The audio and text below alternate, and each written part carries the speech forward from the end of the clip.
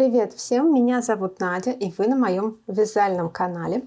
Сегодня я хочу рассказать вам и предложить несколько разных способов обвязки корзинки, либо из шнура, либо из трикотажной пряжи. Обычно мы делаем самую простую обвязку из соединительных петель по краю. Ну и сегодня я хочу как-нибудь разнообразить наши корзиночки. Подписывайтесь на канал, нажимайте лайки, сохраняйте видео к себе в подборке, оно будет очень полезно. Ну и давайте начинать. Я буду использовать крючок номер 5 и полиэфирный шнур карамель, тоже 5 мм толщиной. Итак, я убрала у своей корзиночки свой обвязочный ряд из соединительных столбиков и буду контрастной ниткой розового цвета делать другие варианты рядов. Беру произвольное место в качестве начала, вставляю крючок, первый вариант обвязки кружевной, вставляю крючок в раскол, точно так же, как при вязании корзиночки. Подхватываю рабочую нитку, вывожу ее, делаю 2 воздушных петли, раз и 2, и возвращаю крючок опять в раскол и делаю соединительную петлю.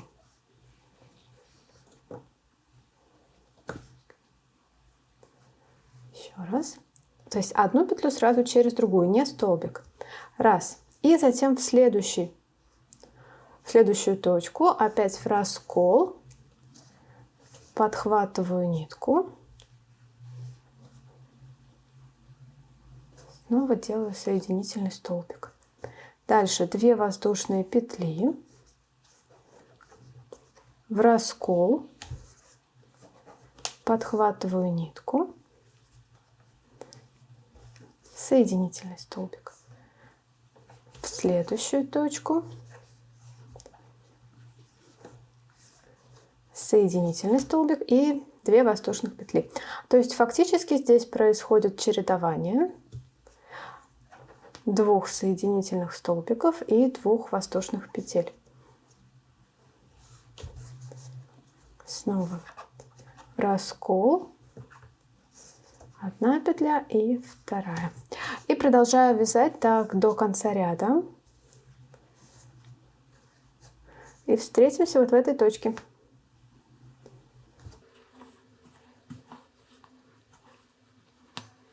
Число петель в круге вашей корзиночки должно быть кратно 4. Вот у меня 56 петель по краю. Это как раз кратно именно 4. И поэтому узор у меня сошелся. Дальше я делаю бесшовное соединение. Вытаскиваю последнюю петлю.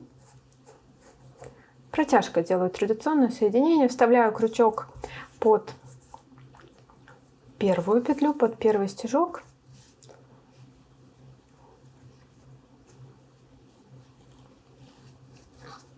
Под обе дужки.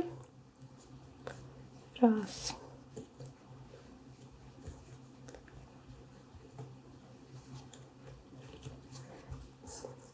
Подхватываю хвостик рабочей нити, вывожу его и затем завожу крючок еще с изнанки на лицо в последнюю петлю и стараюсь так, чтобы с лица он попал тоже в эту же петельку. Сейчас я покажу, как это выглядит. Вот.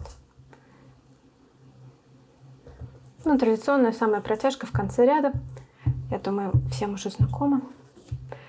Вывожу. Все, смотрите, с лица узор сошелся бесшовно, но это именно потому, что у меня кратное 4 число петель. Если будет 2, то тогда не хватит. У вас пойдет либо подряд вот этот участок, либо 2 подряд вот этих участков, либо 2 подряд вот этих волн. Поэтому смотрите, если число петель у вас в картинке не кратно 4, то либо прибавьте, либо наоборот убавьте. Вот, и вот такая получается корзиночка. Так, здесь у меня еще красная нитка. По-моему, она стала с такой обвязкой больше похожа на тортик. Ну, такой романтичности я добавила в эту корзиночку. Вариант второй – колоском. у меня есть жгут на канале, который называется «Колосок». Там 2 варианта. И вот я подумала, почему бы не сделать таким жгутом отделку края. По краю ведь его тоже можно пустить. Смотрите, вставляю крючок под обе дужки косички.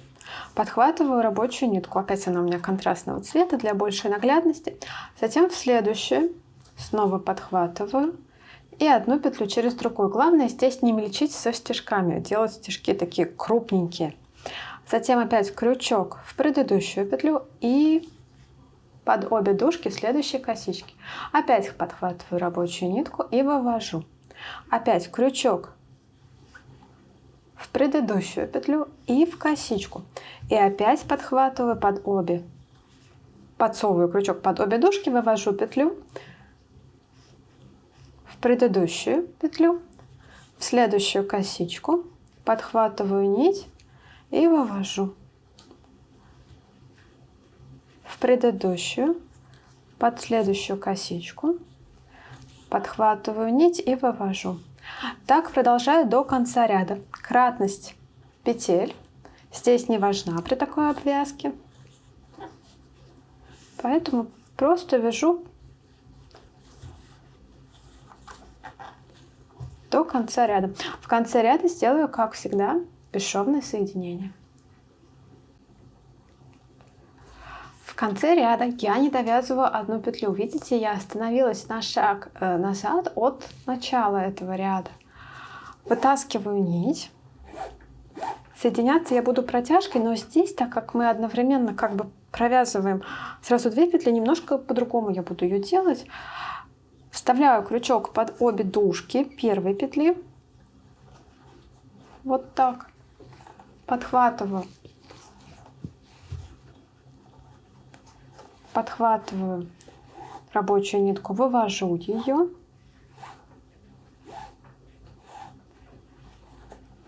Подтягиваю. И смотрите, возвращаю крючок вот сюда, с изнанки на лицо. Вот.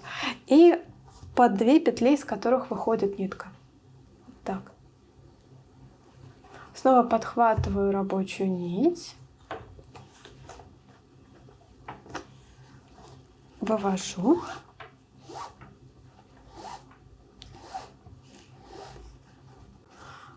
Первый этап соединения я сделала, пока не очень похоже на то, что должно получиться. И дальше, смотрите, вставляю крючок под петлю, которую мы только что сделали. Затем под предыдущую петлю и под косичку. Из этой косички еще не выходит нить. Если вы посмотрите на изнанке, то очень хорошо не видно. Нет еще этого стежка. Подхватываю рабочую нитку, вывожу ее. Здесь подтягиваю. И дальше подсовываю крючок под первую и под вторую петлю. Под их обе дужки, то есть под все 4 дужки подсовываю, проделываю, опять подхватываю нитку, вывожу петлю,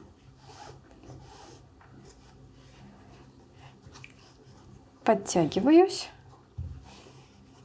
и возвращаю крючок вот с изнанки вот в эту точку. Здесь нет стежка, видно. Вот она. И не забываю, что крючок должен войти в 2 петли. Раз. 2. Вот так.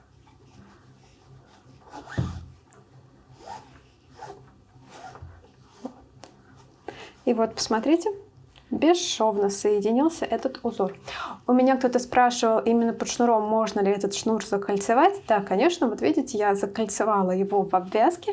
И я думаю, в самом шнуре это тоже вполне возможно сделать. Там, возможно, придется первую петлю распустить, потому что она не очень красивая. Пока я этим еще не занималась. Но вот в обвязке вот так этот шнур закольцевался. И вот такой получается край. У него одна особенность. Он немножко стягивает. Я сказала, не нужно мельчить, но, видимо, сама немножко намельчила. И форма моей корзиночки немножко стянулась. Поэтому, вот, может быть, для такой формы у меня корзинка-сердечко. Именно эта обвязка не очень подходит. Она, вот угол ей очень даже стянула. Но есть такие корзинки, корзинка-бочонок. Их часто вяжут, они довольно популярны. И если вам хочется сделать корзинку бочонок и при этом еще немножко ей придать такую более стянутую форму кверху, еще больше ее стянуть, то вот возьмите на вооружение такую обвязку. Мне кажется, для корзинки бочонок она очень хорошо подойдет и смотрится довольно-таки интересно, не скучно, не банально. Это не самая обычная обвязка там с соединительными петлями. Следующий вариант обвязки края — это ротанговая петля. Я его так назвала, не знаю, как он называется в интернете у других мастеров. В общем, делается практически так же, как столбик без накида. Смотрите, выбираем точку, вставляем крючок под обе дужки и делаем воздушную петлю. Дальше нить, рабочую нить, обвиваем вокруг воздушной петли и возвращаем как бы на рабочую позицию. Снова под косичку крючок, подхватываю рабочую нить, делаю воздушную петлю. И снова ниткой обвиваю крючок и возвращаю ее в рабочую позицию. Подхватываю, обвиваю. Здесь еще, если вы будете его делать из трикотажной пряжи, можно следить за тем, как ложится нить, чтобы ее срез ложился красиво внутрь. У шнура среза нет, поэтому за ним особо следить не нужно. Кратность петель в этом варианте обвязки тоже не важна. Здесь по одной петле в каждую петлю предыдущего ряда обвиваю и делаю так до конца ряда.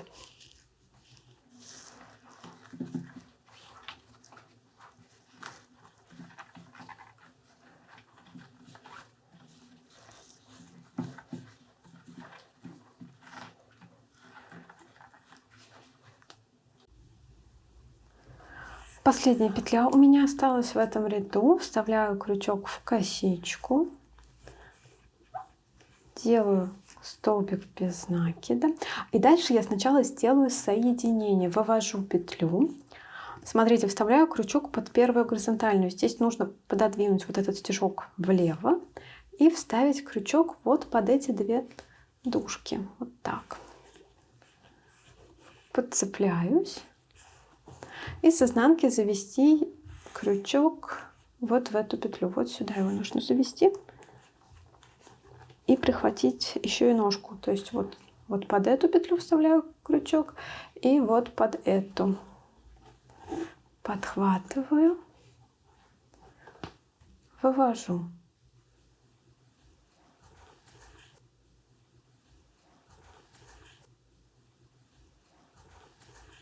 И нужно еще доделать вот этот стежок, его не хватает здесь, поэтому вставляю крючок фактически между первой и второй петлей вот сюда, подхватываю рабочую нитку и делаю ей стежок.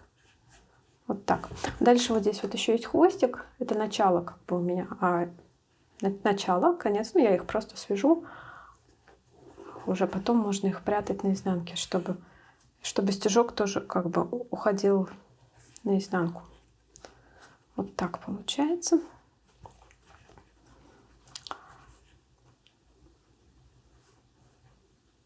Такая обвязка хорошо подходит для узора ротанг. При этом она кушает пряжи чуть-чуть больше, чем мой первый вариант обвязки. Видите, у меня здесь узел.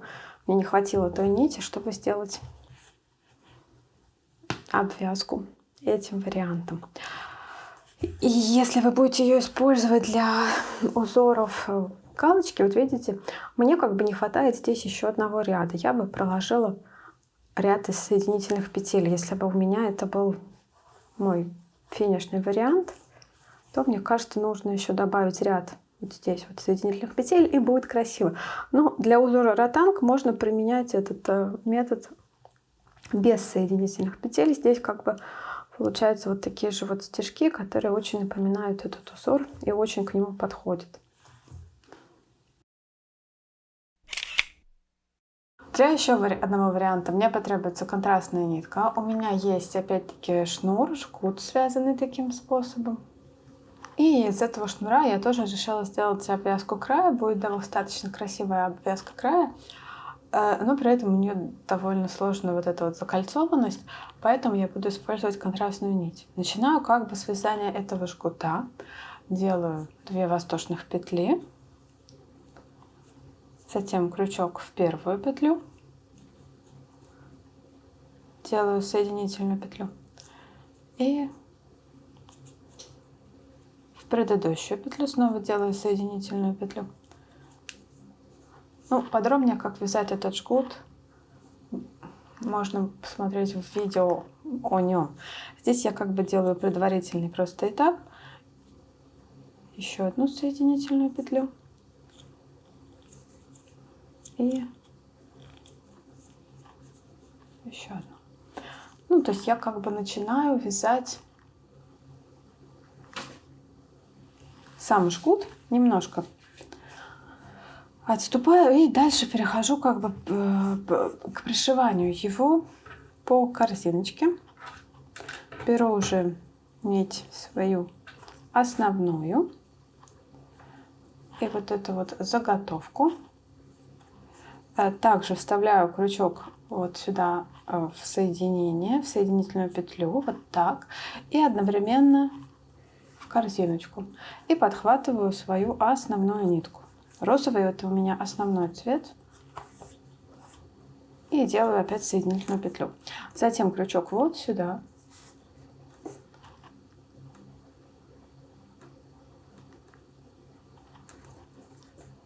Вот в эту петельку.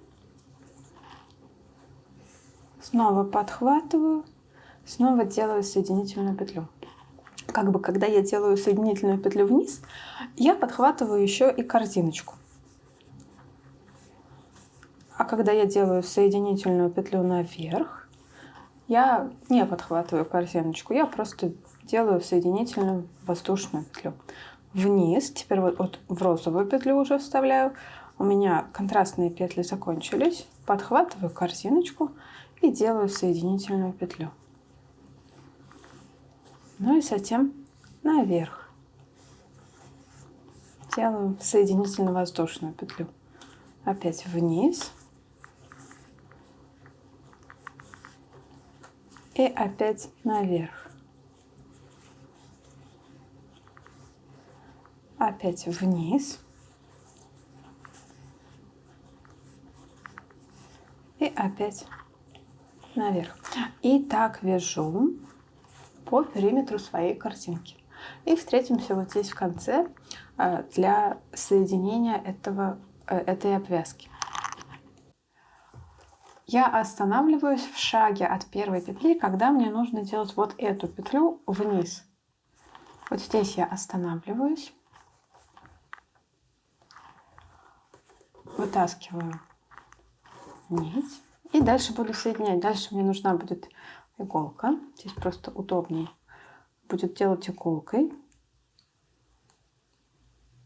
Вставляю нить в ушко.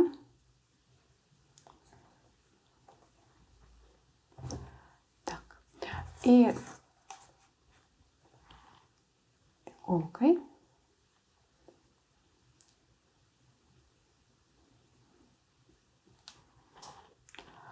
я буду повторять стежки контрастной нити.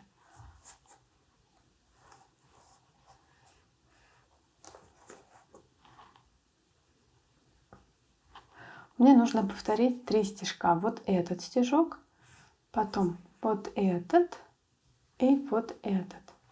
Поэтому я и начинаю сначала с первого стежка. То есть так как проходит нить контрастная, я делаю... То есть я вижу, что он цепляет вот эти 2 петли, и я тоже цепляю эти 2 петли. Раз. И возвращаю иголку вот сюда. Раз, два.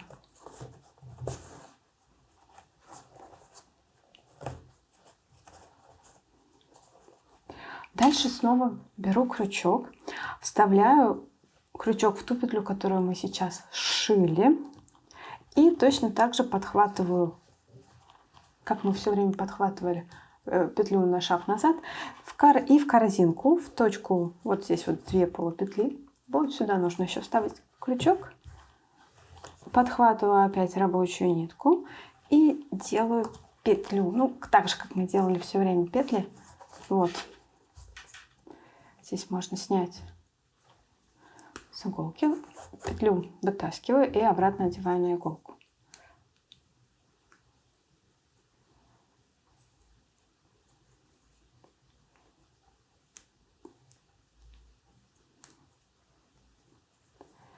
И теперь мне нужно повторить иголкой вот этот стежок, вот он, второй стежок.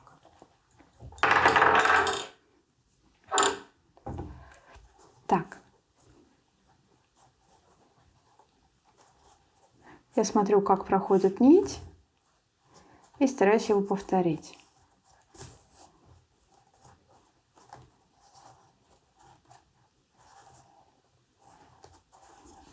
Здесь как бы главное посмотреть, за что он цепляется. Он вот здесь с изнанки цепляется вот за эти ножки. Снова подхватываю нить, вывожу и завожу опять ее в ту петлю, откуда она выходит. Вот так. И мне остается этой ниткой сделать еще один, вот этот стежок последний. Здесь можно уже начать распускать контрастную нитку, потому что она только мешается.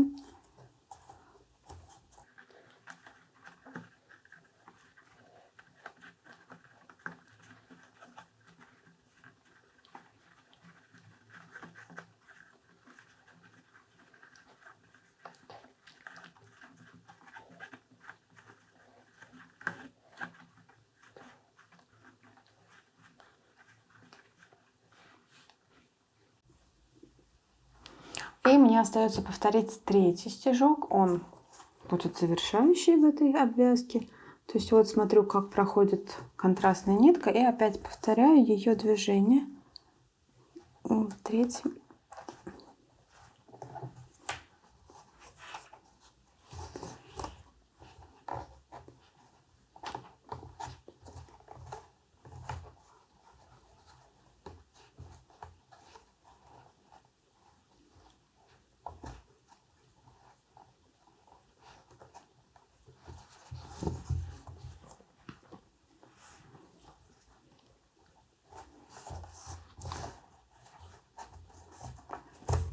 И с изнанки она вот сюда цепляется.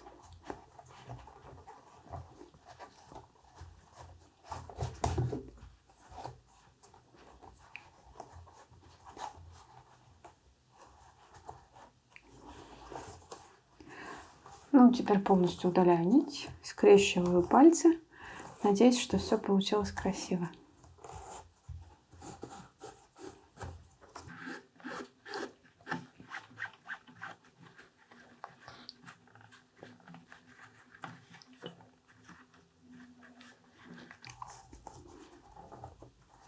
Подтягиваю еще петли, чтобы они тоже легли покрасивее. И смотрите, здесь вот еще с изнанки надо подцепить вот этой ниткой вот эту петлю. Вот так. По-моему, так.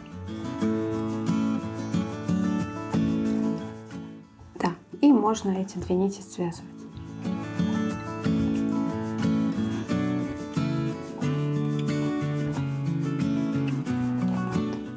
Смотрим, но в принципе с лица здесь, если подтянуть немножко нити, подтягивать их, будет аккуратнее это все смотреться.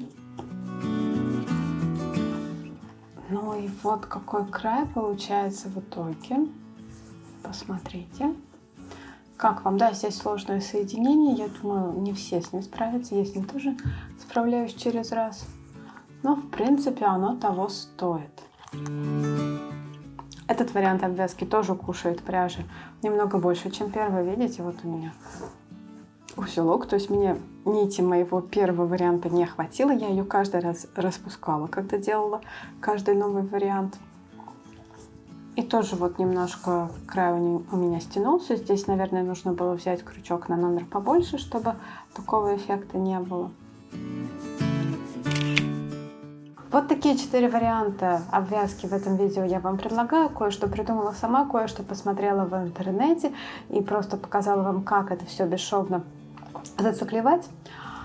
Мне будет очень интересно послушать, что вы об этом думаете, какой вариант вы будете применять, какой вам понравился, какой вы уже применяете. Пишите, пожалуйста, об этом в комментарии. Если это видео вам понравилось, если оно оказалось полезным, то не забывайте про свои пальцы вверх. Подписывайтесь на канал, нажимайте на колокольчик, чтобы получать уведомления. Ну и, конечно же, сохраняйте видео к себе в плейлисты для того, чтобы оно всегда было под рукой. Спасибо за внимание. Пока-пока.